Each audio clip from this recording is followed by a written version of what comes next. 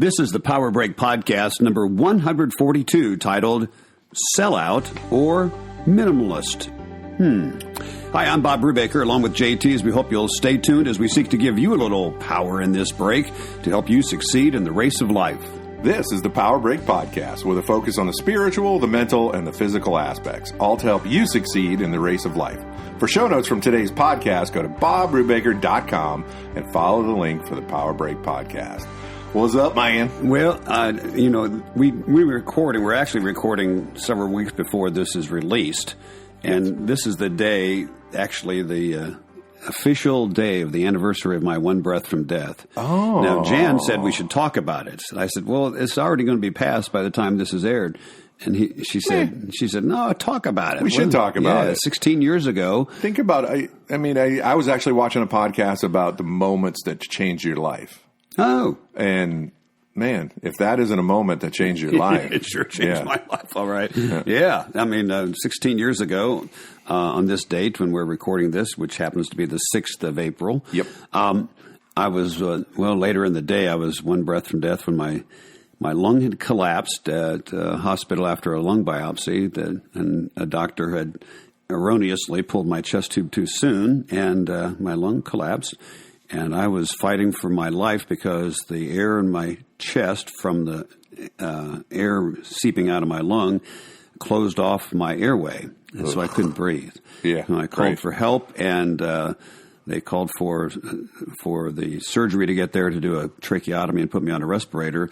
And they got there, and they said, we're not doing any surgery until anesthesia gets here.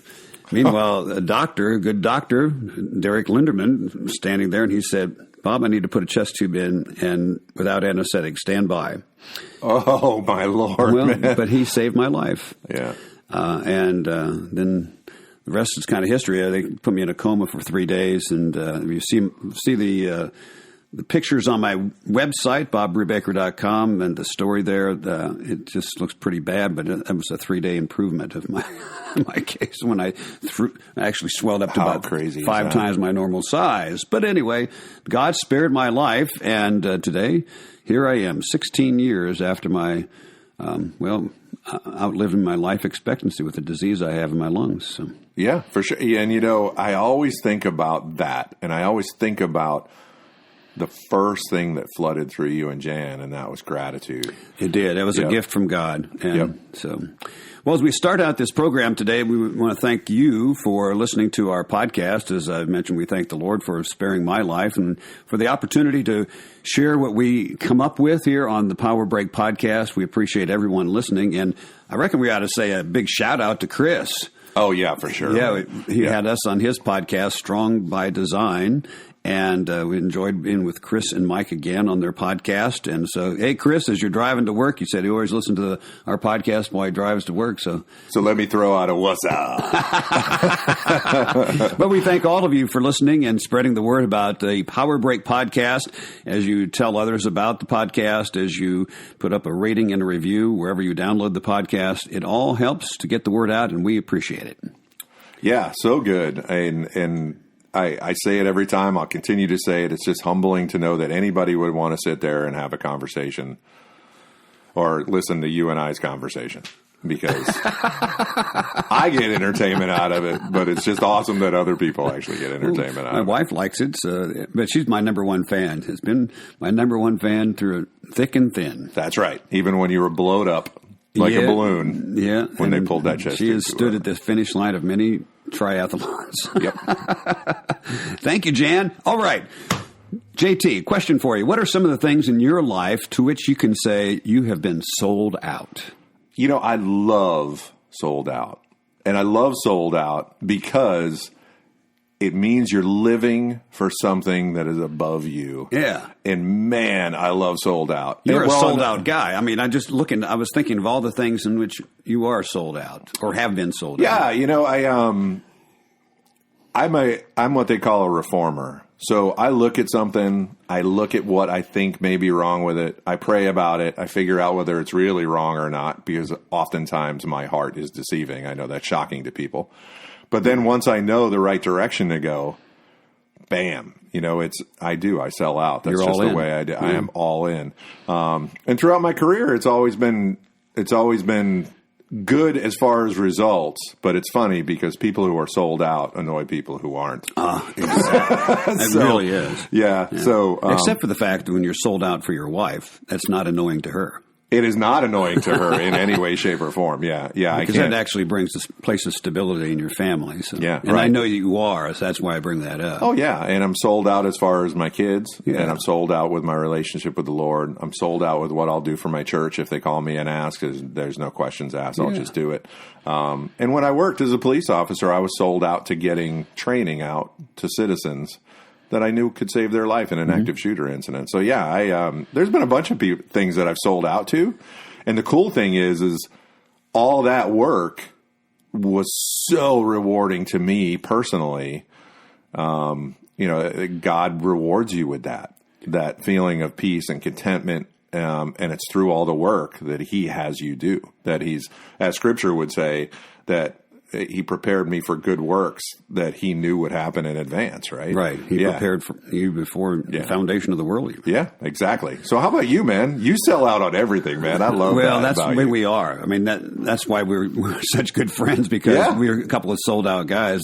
When I first went into the ministry, I just sold out. I mean, I was told to have to, not be so serious about this. Why not?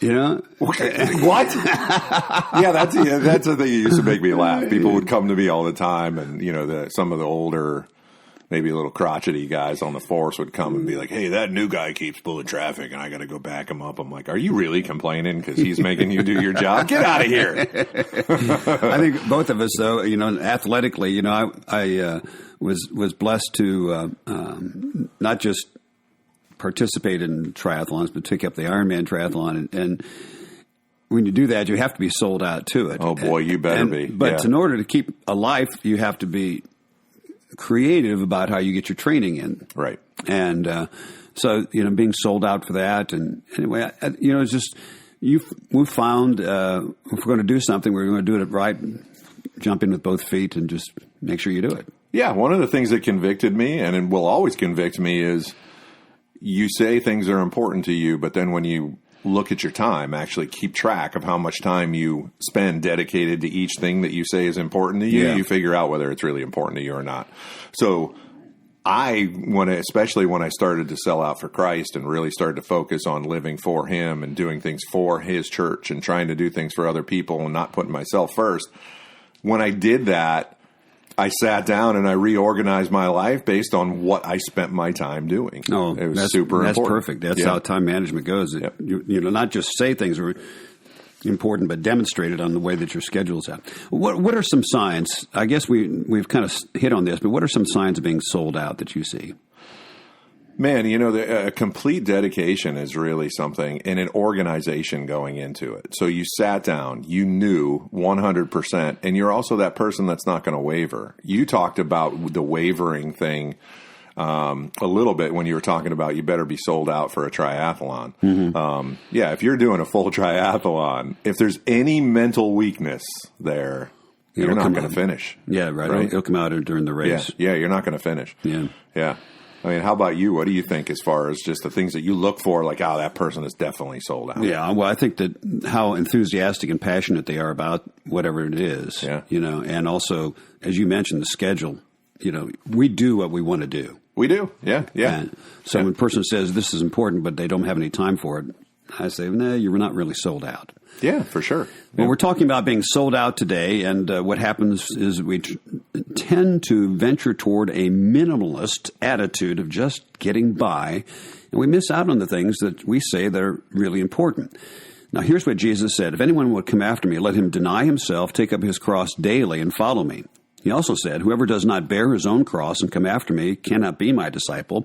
For which of you, desiring to build a tower, does not first sit down and count the cost, whether he has enough to complete it?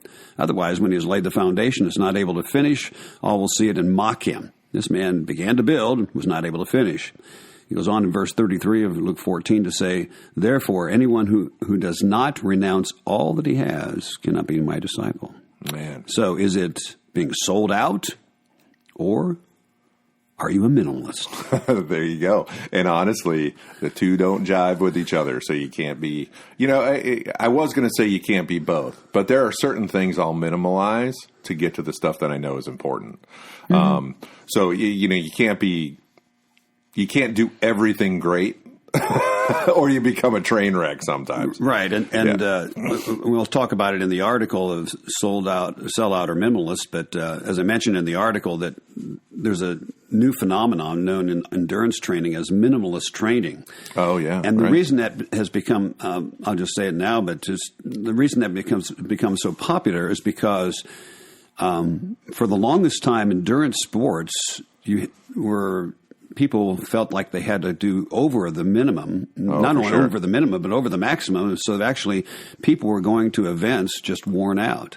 Yeah. I remember that, even so much in high school sports that I was talking to a swim coach that had taken a new approach to his team because most swim teams will practice morning and night. And, they can swim maybe up to 5 or sometimes in college up to 10,000 yards per workout, which is crazy. Yeah. Anyway, so then they just and so what happens is the kids are just drained when they go to a meet. Yeah. And so this new coach said, we're going to make it fun. And he did minimalist training that he had them do the drills and everything else. And all of a sudden he was getting results and other people weren't. Yeah. At swim meets. And it's also taken on with endurance sports like an Ironman triathlon. There was a guy I know that did an Ironman triathlon, did a very successful time, and he only did 9 hours of training per week. What? Which is, Wow. That's insane. Yeah, man. but anyway, that's kind of so when we talk about minimalist training, the difference is not just getting by, but it's instead of taking the approach, I need to kill myself before the event. Right. And no, you don't have to do that. Yeah. Back it off and then be ready for the event so that you're ready. Well, folks, we're gonna turn to his blog, which is all about selling out or being a minimalist. And folks, as I always say, you need to go to BobBrubaker.com. You need to sign up for the blog. It'll show up every Monday, free of charge, and it's just a great way to start your week. But, selling out or minimalist, when you talk about that, I remember very specifically, like I would build so much fatigue in my workout.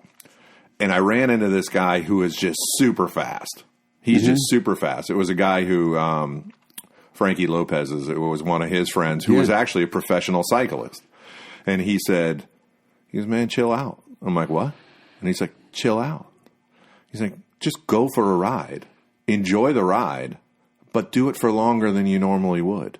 It's like a lot of times these guys, they have no foundation because they go out, they hit it really hard, and they're fast, but they're only fast for a short amount of time, and they're killing themselves. Mm-hmm. He's like, go out and go for a ride for 4 hours and never have your heart rate go above like 130. Yeah. He's like, just chill out. You will actually find that you build a way better foundation to be able to go faster. And I'm like, huh.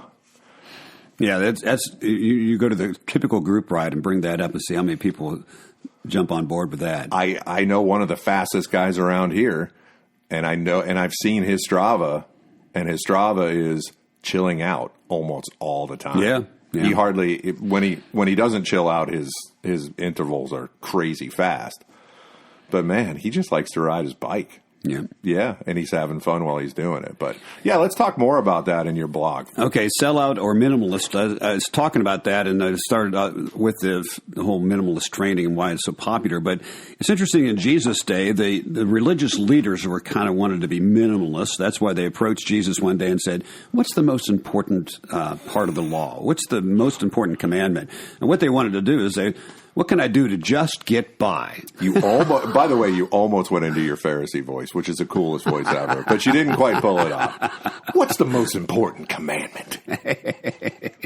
Well, when Jesus said, you shall love the Lord your God with all of your heart, with all of your soul, with all of your mind, and all of your strength. In other words, you need to be sold out. If you're looking to do the minimum when it comes to serving God, you can look you can look the part, or you can live it out as a sold out person to Him. Yep. Anything less than excellence which is given your best, would be robbing from God. Consider why we offer ourselves to be consumed as an offering to God, because what He's done for us. That's why He says in Romans 12, I appeal to you, brothers, by the mercies of God, to present your bodies as a living sacrifice. Consume me, God. That's it. Yep. Okay. That's it. Jesus said a sellout attitude is required to be of His followers, as we mentioned from Luke chapter 9. If you want to follow Him, you take up your cross daily and follow Him. Whoever does not renounce all that he has can't be my disciple, He said. And He even told His people, God told His people, that to give less than their best was to rob Him. In the book of Malachi, He says, will a man rob God? But you're robbing me. Yep. And He says, how we robbed you, the people said? Well, in your tithes and in your contributions. And the fact, it goes on to say that you've said serving God is a weariness. Oh, so man. Solomon reminds us of the unfaithful servant is perceived by a master who's counting on him. As he says, confidence in an unfaithful man in the time of trouble is like a broken tooth or a foot out of joint. Minimalist training may get you by in endurance sports, but when it comes to serving God, no. Bueno. No, yeah, you're right.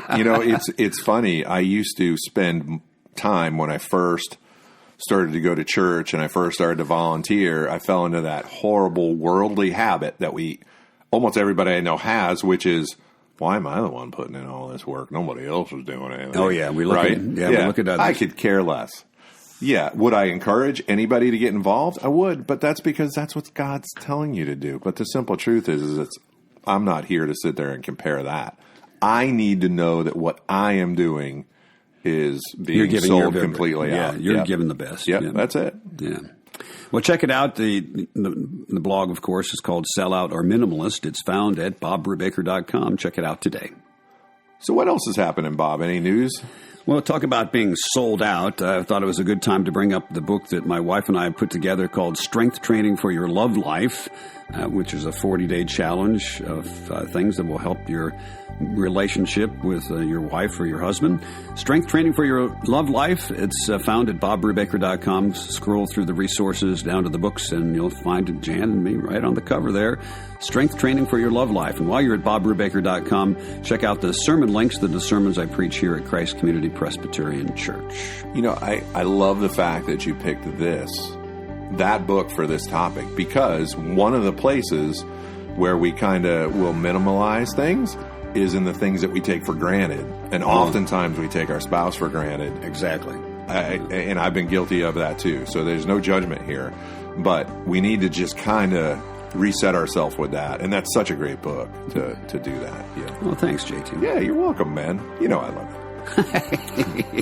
Well, you've been listening to the Power Break Podcast. I'm JT along with Bob Brubaker, and this is the time for question and answers on the podcast. If you have a question for us, please email me at jt@bobbrubaker.com, and we'll get to answering that question on an upcoming Power Break Podcast. But we are going to go with numero uno, question number one, the very first thing you have. You're good listed. about that. Yeah, man. All right.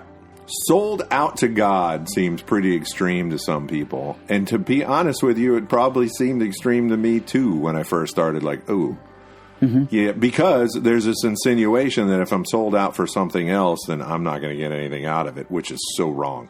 But why is it so important? Well, we start out the fact that God has declared Himself to be for us. Okay? And if He is for us, who could be against us? We find that in Romans chapter 8. Isn't it interesting that how we count on Him to be sold out for us? Listen to these words of comfort from Psalm 121. I will lift up my eyes to the hills. From where does my help come? My help comes from the Lord, who made heaven and earth. He will not let your foot be moved. He who keeps you will not slumber. Behold, He who keeps Israel will neither slumber nor sleep. It always makes me think when I read that verse of remember the time that Elijah confronted the prophets of Baal, and he said, okay, if Baal is God, serve him, but if God is God, serve him. Let's just have a showdown. And he said, okay, we're going to have... I loved it. He says, you make a sacrifice, build an altar, make a sacrifice to your God Baal. And he said, and if whichever God sends fire and consumes the sacrifice, we'll know that He is God. and the prophets of Baal, which there were 450, I believe, or something like that, that they built this altar, and they were yelling, and they were doing all kinds of chants and dancing and everything else. And Elijah tormented them. So maybe he's asleep. Yes. Or he uses also the expression, maybe he's at the bathroom.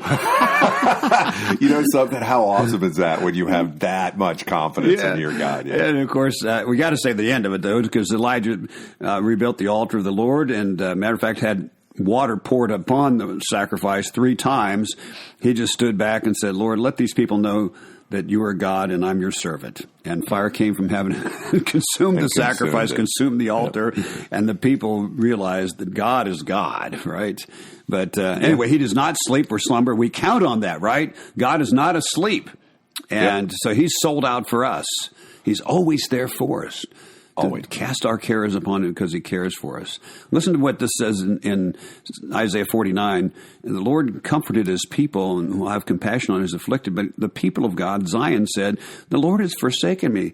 The Lord has forgotten me. And he says, can a woman forget her nursing child that she should have no compassion on the son of her womb? Even these may forget, he says, yet I will not forget you. Behold, I've engraven you on the palms of my hands, and your walls are continually before me.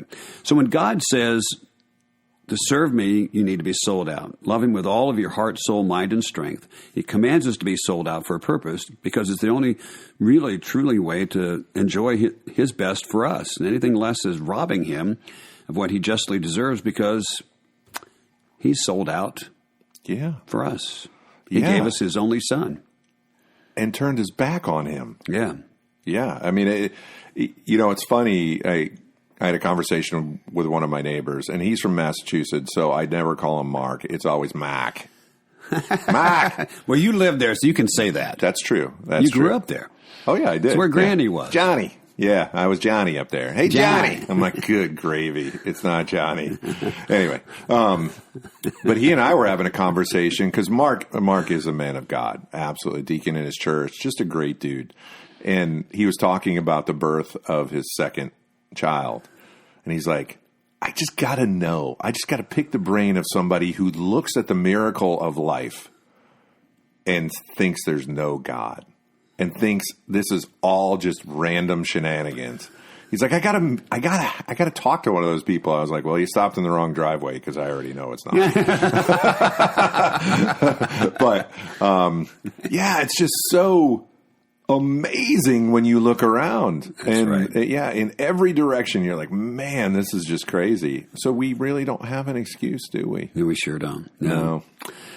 Anyway, let's move on to question number 2 from the mental aspect. So how do we keep from slipping into the minimalist attitude without going overboard into a compulsive legalistic attitude that makes whatever we seem to do like drudgery? Because I am guilty of that. Being kind of that reformer personality, I have to watch myself with the legalistic thing. Like, no, we have to do it. You know, it's really easy to do that, isn't it? It is. It's easy to fall into that. But we keep in mind that why we slip into that minimalist attitude, it's really it's the lazy in all of us. It seems to want to draw us there. Yeah. Let's just do minimal things. Inherently. Yeah. Yeah. And sometimes it's warranted, as we talk about in the physical, but sometimes we have this tendency to go overboard and just too much and do too much. But most of the time, we have to fight off the sloth.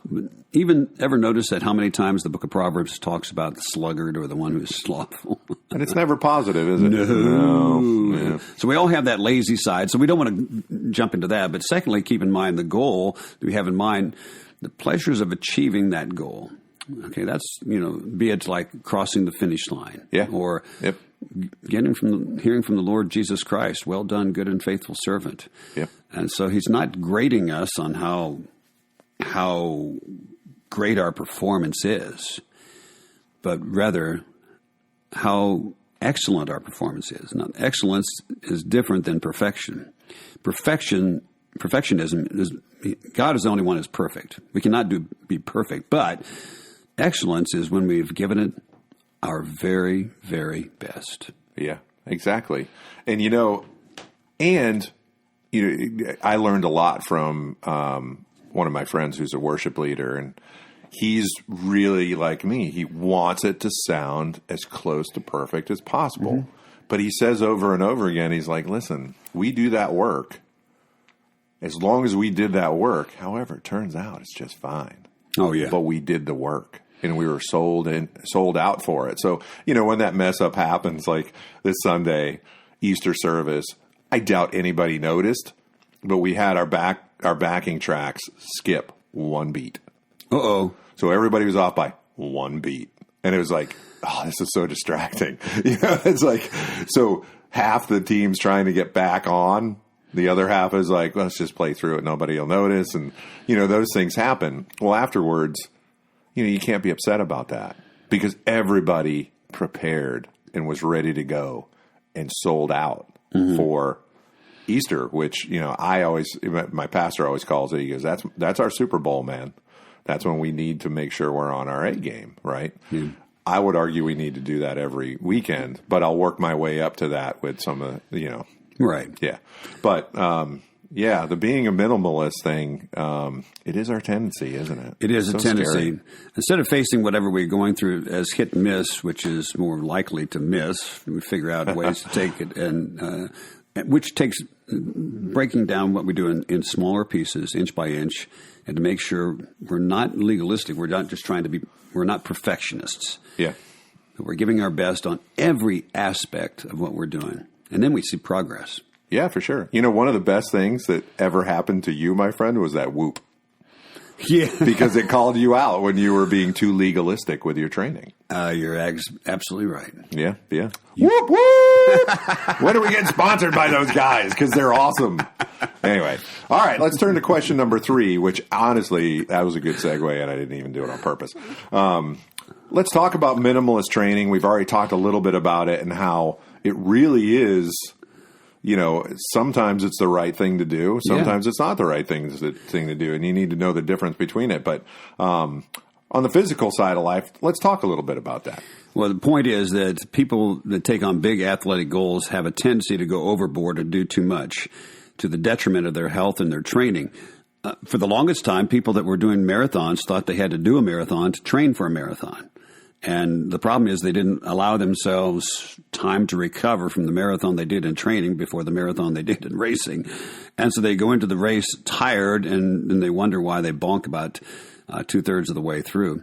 So minimalist training has appeared to say you don't have to run a marathon to train for a marathon. Now, you want to put in the time and distance, but not the whole distance, because there's a significant amount of training that involves pieces and distance and strength and training, etc. And you need to put it all together. But following a plan that is right for you and sticking to it, and knowing that you can go much farther and much faster than you think, going into an event. But going into an event worn out, that'll never get you the place of wanting to really do well. Instead of you'll want to bail out early. On the other hand, what do you think? Yeah, there has been so many times I have gone into something because you have to add something when you're racing that you can't really train into it. And that's the excitement and the adrenaline of the day. Right. So if you go into it tired, man, you are really going to get hit with that adrenaline. You're going to bonk way quicker than you would have to begin with. So you can't go into those being, a lot of people would not taper their training going into certain races. And tapering is something you absolutely have to do. Because realistically, in our mind, we think, oh, well, we don't want to lose what we gained. You're not going to lose it in a week, but you're going to recover in a week. I had a coach tell me one time that you should be going into a race saying, you're just longing for it. Bring it on. Yes, I'm ready. Because you're so recovered. Yeah, recovered. And he said, on the other hand, there are many people that go to a race and say, I'll be glad when this is over. I'm going to take a break. Yeah, for sure.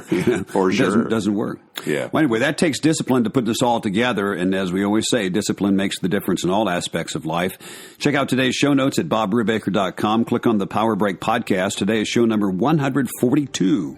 And submit your questions by email to jt@bobbrubaker.com and listen for Bob's answer on an upcoming Power Break podcast. little word for strength training for your love life that my wife and I put together. It's a book that you'll enjoy, a book that will challenge you. We call it a 40-day challenge, although there's more days than that. It'll help the relationship with your wife and husband, however that meets your need. But anyway, check it out. It's called Strength Training for Your Love Life. You'll find it at bobbrubaker.com. Well, thank you for joining us for the Power Break Podcast. Please subscribe and leave a review wherever you've downloaded the podcast, and check out show notes, news, Bob's weekly blog, and other cool things at bobbrubaker.com. And listen next time for the Power Break Podcast.